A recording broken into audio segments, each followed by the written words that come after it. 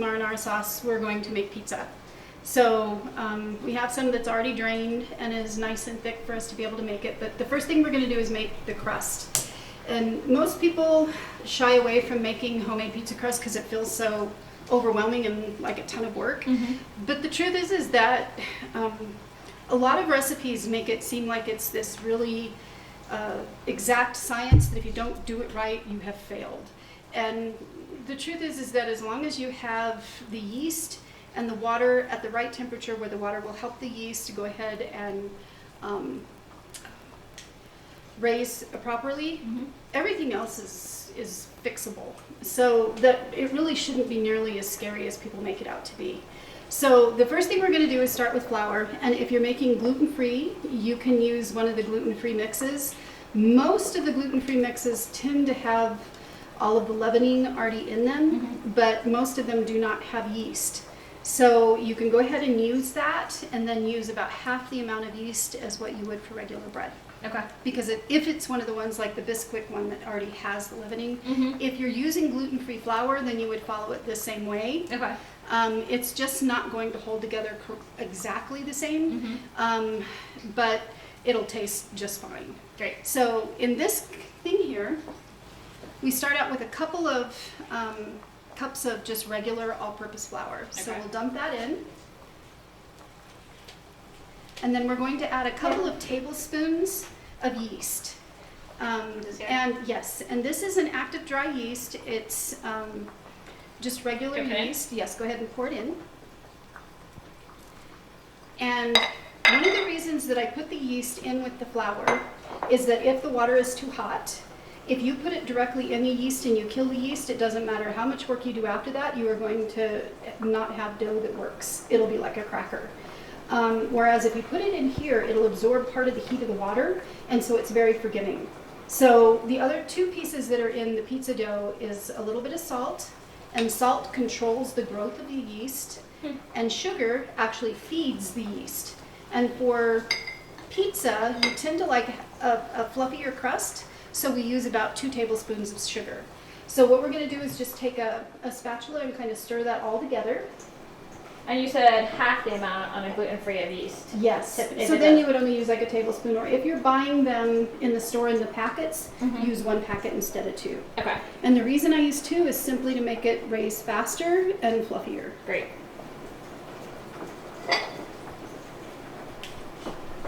So once you have that done, now the next step is going to be to add the water. Okay. And here we have a couple of cups of warm water, and if you feel it, it'll give you a sense of the right temperature. You should be able to stick your thumb in it, but it's about what you would do for a baby bottle. That's the best description. Is elbow. Yes. This one has a couple of tablespoons of olive oil. Yeah. So the olive oil helps the dough be a little bit more elastic with less work, but it's not necessary. You can actually just use water. Okay. But what you're going to do is you're going to pour it in slowly while you have this on low. So I'll do this part first. So what you're going to want to do is just pour it in slowly. There you go. And the only reason you're doing it slowly is so it doesn't blow all over you. It's not any technique or anything else. Okay. It's so that you don't get splattered.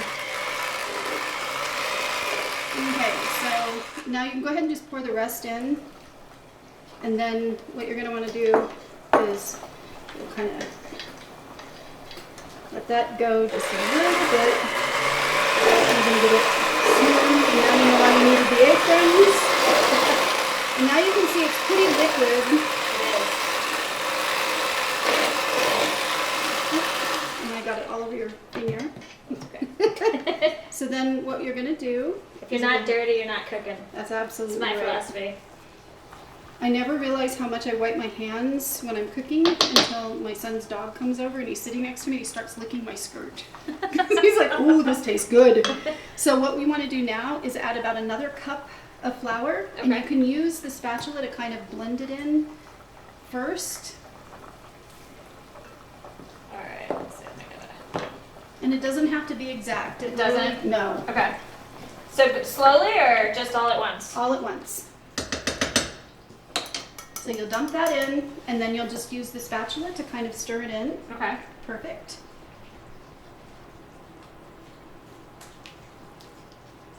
It's way more watery than I expect. Yes, and this is because this is going to make 2 to 3 crusts. If you only want to make one, you can make half of this. But you still need this two-step flour process?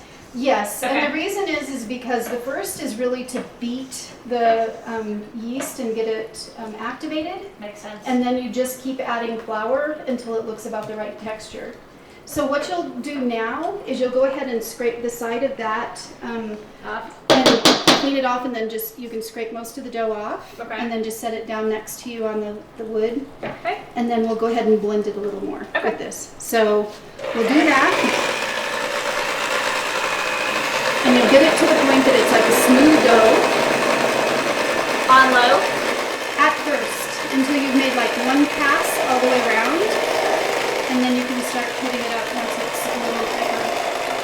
Because as you can see, the dough starts getting more and more elastic, and that's actually the gluten beginning to react with the yeast. So when using gluten-free, you won't see as much of that pull.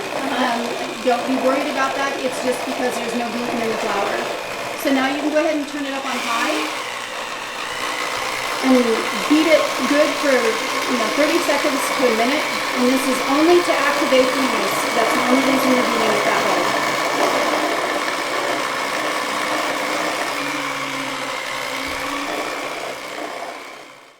Now that we've got a really good activation of the yeast from beating it, now is when we start to add the flour to make it into a dough that we can actually roll out and make into our pizza crusts. Right. By the way, this is the same way you make bread. You just put it into bread pans and there it goes. So Same recipe. yes, Wow. very same recipe. So we can actually just take it A little at this at a time, point and kind of shake it Okay. like that. Uh-huh. I'm a very careful cook, as you can tell.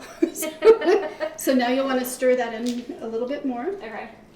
And actually folding it is one of the easiest ways to do it with this, exactly like that, because it helps pull the flour down into the underneath side. Okay. So that works really well.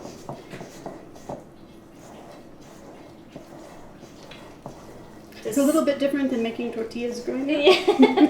Yes.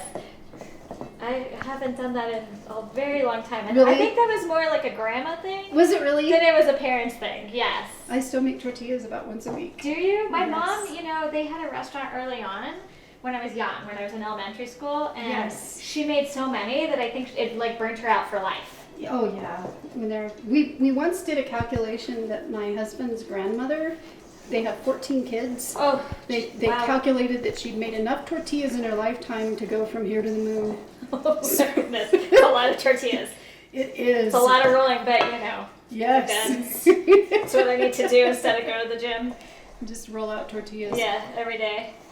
My mom, she, I think it burned her out for life, but she did a ton for the restaurant. Does the restaurant still make fresh tortillas, or? No, so that was their original, which was years ago, and Uh-huh. they did it for a short time, and then fast forward, I guess 20 plus years, they opened up a new one, and they get fresh tortillas from a local vendor, Yeah. but they don't make their own in house because it's quality control and consistency is really hard. Oh, I can Plus, imagine. there's an incredible amount of gluten free and so having this amount of flour in the kitchen is difficult. So it's actually more expedient to have them brought in. It is. It's Interesting. more. It's a quality control. Yes. Okay, so keep stirring that for just a second. Okay, keep folding.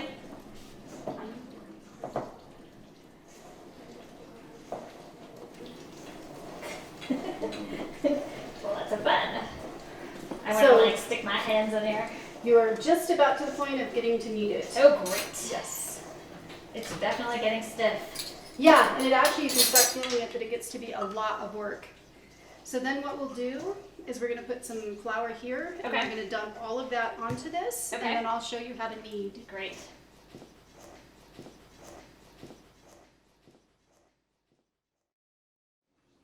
So what we're gonna do here is we'll just dump it literally right out to here.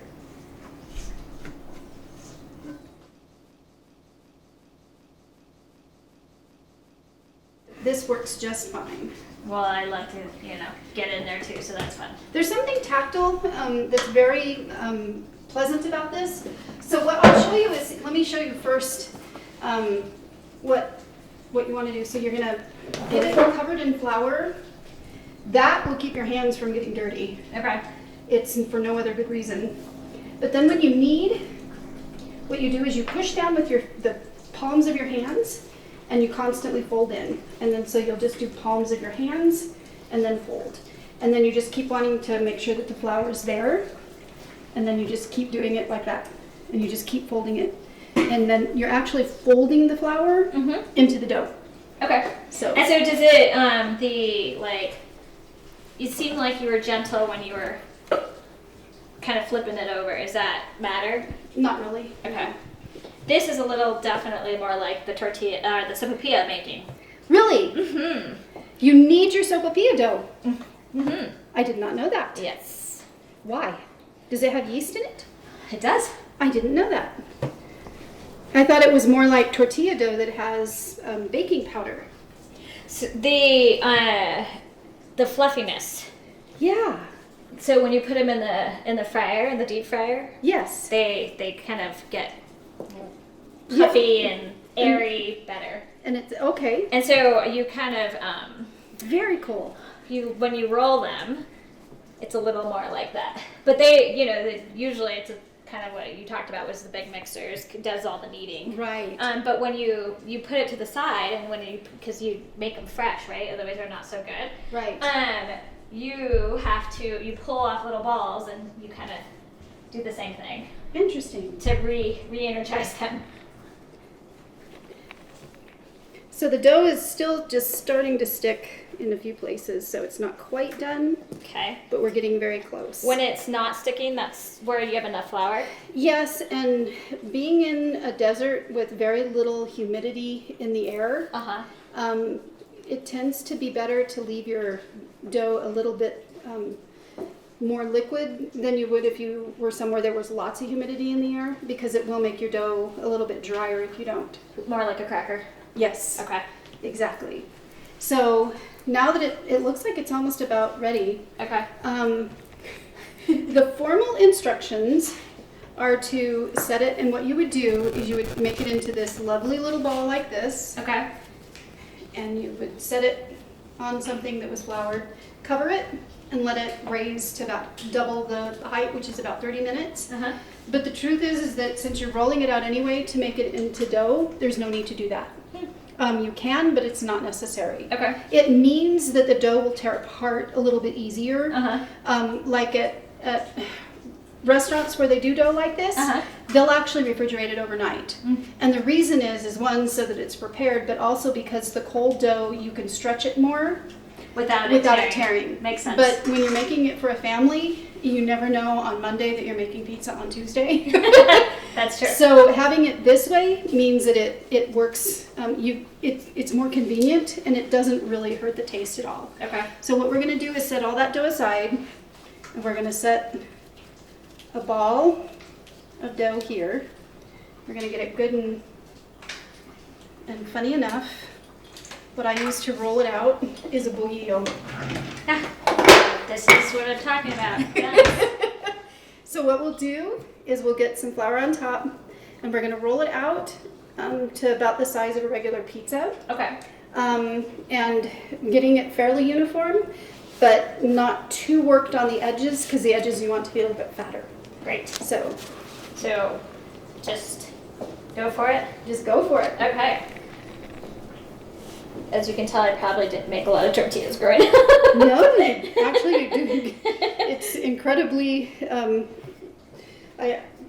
You can tell if somebody hasn't ever done any cooking, but I can tell you definitely have done a lot. I do a lot of cooking. I'm not sure I use the prepper techniques, but I do a lot of. I enjoy cooking. Well, that's the thing is that I love cooking shows, but they can really make you feel inadequate because they have these very specific techniques, and then when they're in these competitions, they get dinged because their dough was a little bit too this or too that. Right. And it can make you feel like you can't do it on your own. But the truth is that there's very little except for soufflés and cakes That's where temperamental. you have to be very careful. Other than that, most things are forgiving. I don't think I'm a good baker because I'm not very precise, but I love cooking. Well, and baking, except for pies, you don't have to be that precise. It's as long as you're happy with somewhat consistent results, then you're fine. So, Well, I think I probably have, not done this ever because it seemed like it was a little closer to the baking world, but Right. it's surprisingly approachable, Yes. easy, and not so temperamental. it's exactly right. Which you don't have to put the salt before the before the yeast or the yeast with two clicks to the left. Right. Which is, I'm So too then- stressful. I have a baking stone, so we'll actually put it directly on parchment paper. Okay. But you normally wouldn't have to, you would put this just on a pizza pan if you're just putting it straight in the oven. You want to grease the bottom of it, Okay. or you can use parchment paper. The thing that ruins most homemade pizza crusts is that they sweat after they're made. Okay. So the trick is to go ahead and cook it and then put it onto a wire cooling rack, even for 2 or 3 minutes. Let that first steam come out and then cut it. Oh, that's a great tip. Yeah, because otherwise that's what makes it so soggy. So now what we'll do is we're going to take the marinara sauce Okay. that we've made, and this has been drained, so we're ready to go. But I want you to taste it, because this is what it's going to taste like.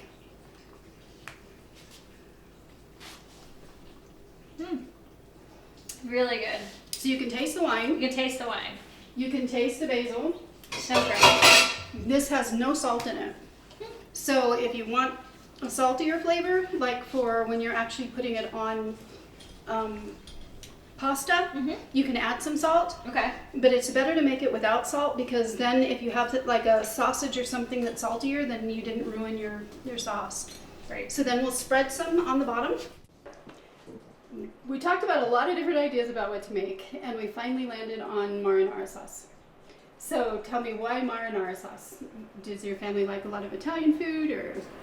So I grew up with a family that made a lot of New Mexican food. Okay. And my dad is really traditional kind of meat and potatoes guy, so we did a lot of steaks and chicken and potatoes, but we didn't really do a lot of Italian. And so when I got to the age where I started getting control of the kitchen and wanted to cook, Yes. I did a lot of Italian. I love Italian. The kids like Italian. It's an easy after school, like go home and make. And so marinara sauce is kind of like the foundation for me. Yes. And so learning a good homemade marinara sauce Yeah. is just as essential for my household. It's kind of funny because you can buy it in jars where it tastes good enough that it's one of those things that you don't spend time making. But the funny part is 30 minutes, and putting the ingredients together, and you have a homemade sauce that actually tastes better than what you can buy. So I'm excited. okay, so this one starts, and it's kind of a funny recipe because most of them you have to chop all of the ingredients, and you have to be very careful because when you start chopping, the rule is you want it to be the size of the bite that you want in your mouth when it's cooked. So whenever you're making something, that's usually the rule. But this one actually has you leave the garlic cloves whole, although they're broken and peeled, and you actually dump the basil in solid. Because then at the end of it, you either can pull those pieces out so that you just have this lovely tomato color with no other ingredients, but you got all the flavor. Or you can put it in the blender, and then it'll come out completely pureed, and so you didn't need to chop it anyway. Put the tomato with the basil in the blender? Yes, Oh, we'll no put kidding. everything in the blender once it's all cooked and cooled. Great. So we're going to start out with garlic, and this one says to use between 6 to 8 garlic cloves. These are a little bit small, but I'm going to show you how to do a couple, and then I'm going to have you do them. But one of the easiest ways to peel garlic is it has its own natural oil. So if you smash the garlic like that, all of a sudden you went from having this headache of a thing to peel to something that just pops off. So it's a lot simpler, and then you just cut off that one little end just because it's hard. So you end up with that. So I'll do another one, and then I'm going to have you try some and see how you like it. So you just smash it, and then you can peel it. And see those little marks on it? We can take those off with a knife if you want to, but because this is cooking and pureeing, it really doesn't matter a whole lot. Great. So it doesn't affect the flavor. No, not at all. Okay, so go ahead and try. All right, here we go. Easy peasy. Isn't it crazy? Lemon squeezy. So ordinarily, I would do this, and that's a lot harder. Yes. Yeah, and you have it all over your hands. So. Yes, and then I'm sticky. Yes. So that's one of the things I really love about doing it this way. Fun. And it also releases the oil, so when you go to cook with them, they've already started. It's easier to get the aroma out into the oil. Okay, am I cutting the right side off here? It truly doesn't matter. Okay. Whatever like this. Pieces look hard I like this. that you don't want in the food is really the only thing you cut off. Okay. There we go. So we'll do a couple more. And then we'll move to the stove. Well, we'll actually take the... So I These cook out. with garlic in almost everything, and this Yeah. is my favorite new trick. Thanks for sharing. Okay, we're done. We can go home We now. can all go home. Couple more, you said? Yes. It works really well when you're mad. It's often. You just smash it. I have a house with a lot of kids, Yes. so that's a High drama. Yes. When you have teenagers in the house. It doesn't matter how well adjusted they are. Okay, so we'll pull these back out. Okay, so now we're going to take the basil and we're just going to stick it up there on the wooden board with it. great. All of it? Yes. We're going to pull off 2 or 3 leaves. This one looks a little sadder, so we'll pull off that guy. He doesn't look very good. If they have dark on them, then they're starting to decompose enough that you really don't want them in your food. Okay. So you can pull those pieces off. Does it give it a bitter flavor?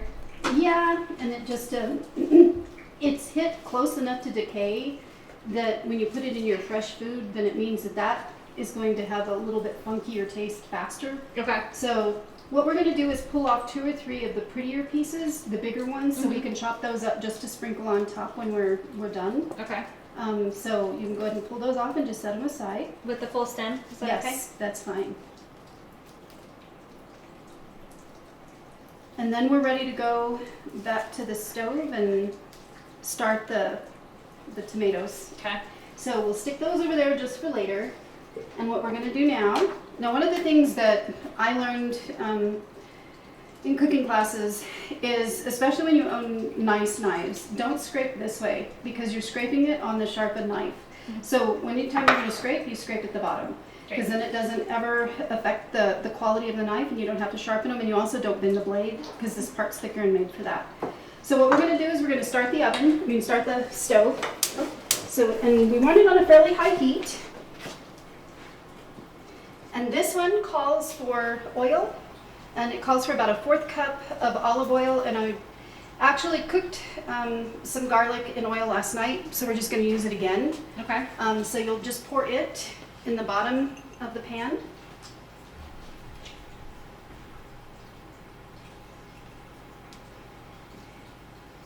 And one of the things that you do when you're cooking, I don't know how you are on it, and that's actually just garlic down there. Okay. Is that you wait for the steam to start coming up off the top, and when the oil starts moving around on the bottom of the pan, it's hot enough to start throwing things in.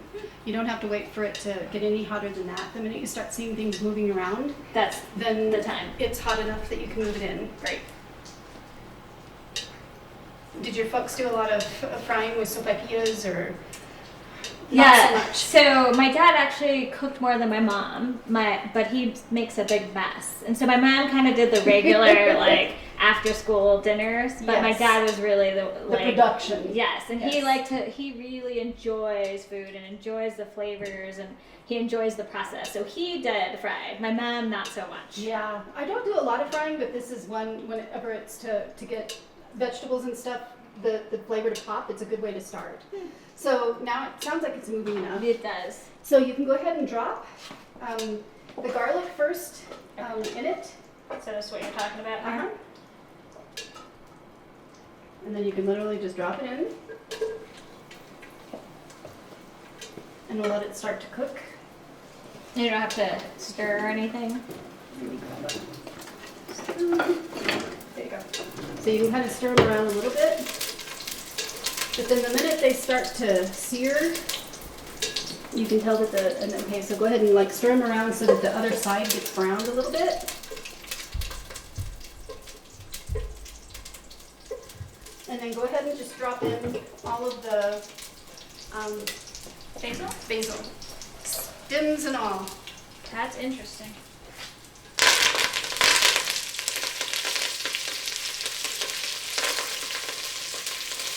I Is this love just the a smell. vegetable oil? That's olive oil. Olive oil. Yes. So about a 4th cup olive oil and a couple of good bunches of basil and then the garlic cloves. And so now what we're going to do is we're going to go ahead and pour it, and this is going to spray like crazy, so we're going to turn the fan on. But you can start pouring, and pour slowly because it will splatter at first. And then go ahead and, now you can dump it all. And just keep going.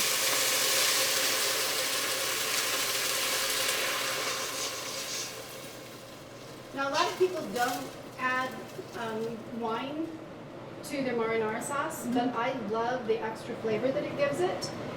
But the other thing that wine does is it actually helps to really deglaze and create a little bit more acid with the tomato. And since tomato is extremely acidic, they blend very well together. So now what we're going to do is we're going to go ahead and turn this up on high so that it has plenty of heat.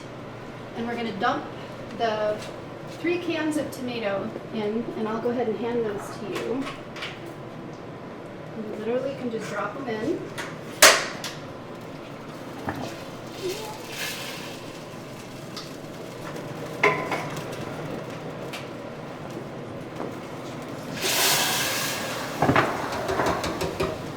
And you want to do peeled? Do you want to do peeled? You can do diced or you can do whole. With the whole, it'll handle the boiling a little bit better. Okay. So we don't need diced works, but whole Whole's really. better. Okay. It'll keep the texture of the meat of the tomato longer as it simmers down. Because with this amount here, this is like a double recipe. You're going to want to let it cook for about an hour to let it cook down to about half the liquid. So. And do we need to a boil or? So what we'll do is we'll let it come to a boil, Okay. and then we'll put it down to simmer, but we won't put a lid on it so that the liquid continues to escape, and then you'll stir it every few minutes while you're doing other stuff, and then when it's about half the size of the pan of where it is now, that's when you know it's ready to go ahead and take off of the stove and let it cool down enough that you can do what you want with it. I'm so excited about this. Like, I love this. So Awesome. you don't ever use not canned but like fresh? Oh yes, no, The can is better? no, I use fresh. With fresh, you have an extra step of having to blanch the tomatoes to get the peels off of them. Okay. But other than that, fresh is wonderful. Okay. Roma tomatoes tend to have a better meat on the tomato for boiling. But if you have a garden, this is a great way to get, you can actually make these and can them and then have marinara sauce all winter long. It's my favorite. Yes. So we'll go ahead and stick that on and we'll just let it continue to boil. We can turn the fan off now. And so now, while that cooks, we'll go ahead and begin making the dough for the pizza.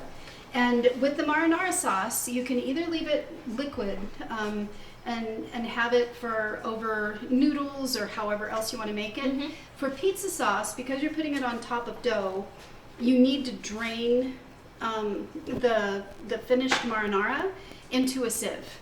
And so you can put it in a sieve and then have it on top of another bowl and just let all of the liquid drain. And then once you have that done, this is how much liquid you'll end up getting off of a batch like that. Wow. Can I use this for something else? It's absolutely delightful tomato juice. So you can actually use it to drink. You can use it for whatever you want. Great. So I tend not to like to waste anything. So I save it, and then you can put it in a soup. You can do whatever you want with it. You can actually freeze it into ice cubes and then use it as a tomato broth base for making soups even weeks or months later. We make a tomato macaroni soup.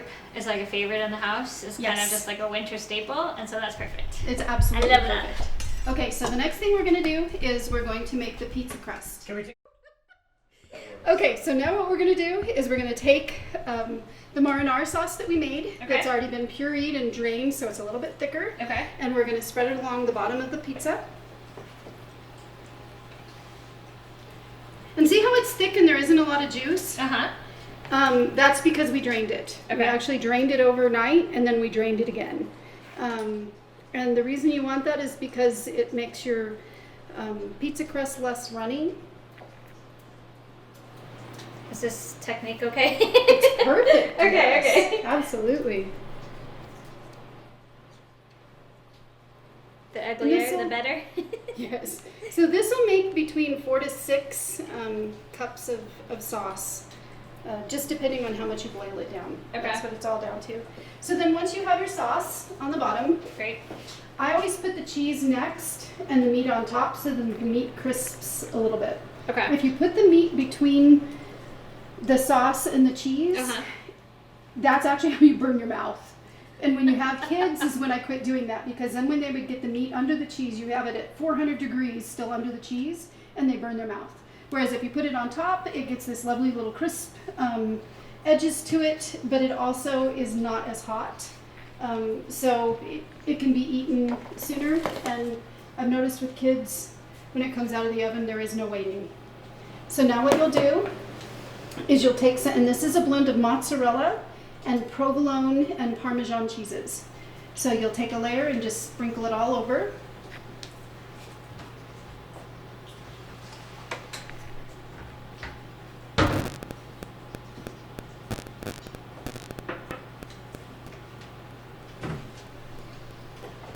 The Parmesan, is it just like shredded Parmesan? Yes. And that basil that we reserved, we're going to cut the stems off of it. The stem's bitter. The stems are bitter. Okay. So when they're in a sauce and you're cooking it and you're going to puree it, then it's not enough to matter. Okay. But on this, it would taste nasty. Okay. So you'll take them and stack them, and then you can actually fold them that way. And then what you can do is just take them and slice. And if you notice your finger here, don't put your finger up like this. It can slide, and then you lose the grip, and that's how you cut yourself. Okay. So if you keep your thumb on the side but your finger down, that's the easiest way to chop. Great.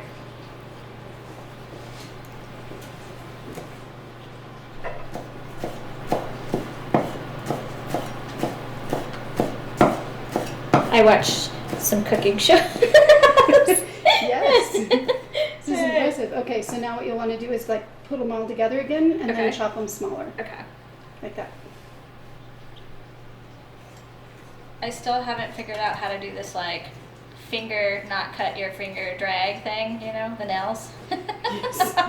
This is my generic version of that. Well, whatever's comfortable with you, where you are aware of where your appendages are, tends to help. That's the word. Yes. That was what works. Okay. So, and what you're going to want to do is use the other side of your This knife. way? This way, so that you don't scrape it.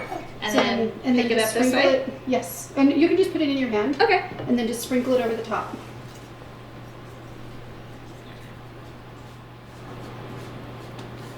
Looking pretty.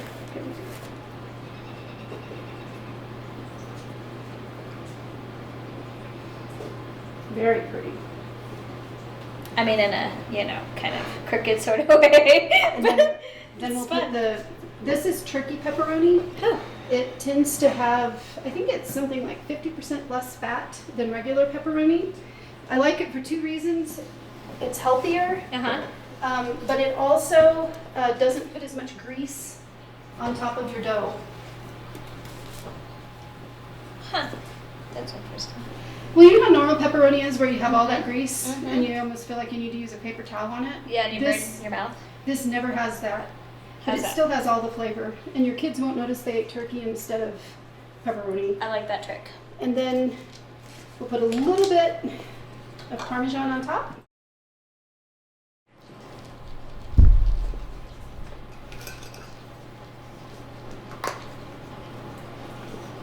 I have a pizza seasoning that I use that I really like. You don't have to put it on, but if you do, pour some in your hand. Okay. And then just sprinkle And it then on. sprinkle. Okay. Does it have like, it smells like a little oregano? This is onion, bell peppers, fennel seed, oregano, garlic, chili peppers, parsley, thyme, marjoram, and celery. Ugh. But the fennel seed is what I really like. Fennel. I was going to say I can smell the fennel. Yes. Okay, so then what we're going to want to do is we'll take the pizza paddle and we'll go slide it onto the pizza crust. And the trick with pizza is to have an incredibly hot oven. Okay. So I have this one at 450 degrees. You can actually put it hotter than that. Okay. If you have an oven that'll handle a hotter heat. Okay. It'll cook faster, but that's how you get that really crisp crust. Okay. So you'll slide it in. With the parchment paper? Yes. And the parchment paper is on there simply so it slides. There you go. We've got it. Sorry about that.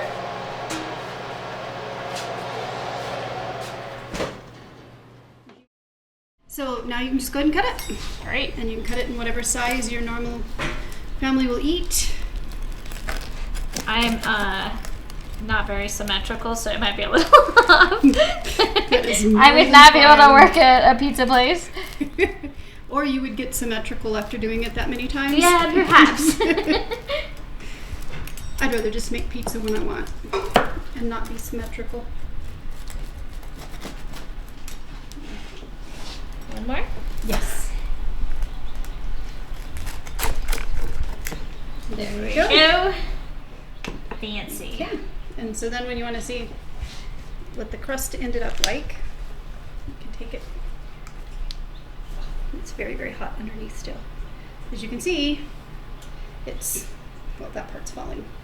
But it's still very, very hot. Oh, it's crispy. Let me cut a little more. Yeah, a little bit more right in there.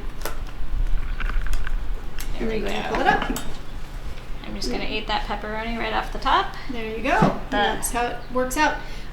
We're not going to do a testing on this, a taste. I can eat the because pepperoni. she's going to eat the pepperoni. I can eat the pepperoni. I don't know about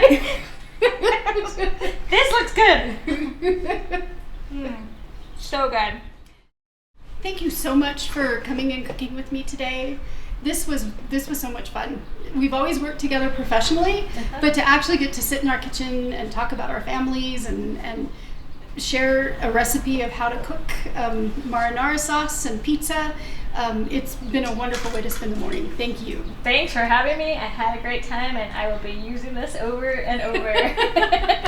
Yes, and the beautiful part is that with marinara, it can go into so many different dishes. A fan favorite is anything with marinara. We do pasta, lasagna, breadsticks, pizza. Yes. It'll be a go-to for sure. Excellent. I'm so glad to hear that. So thank you. Thanks.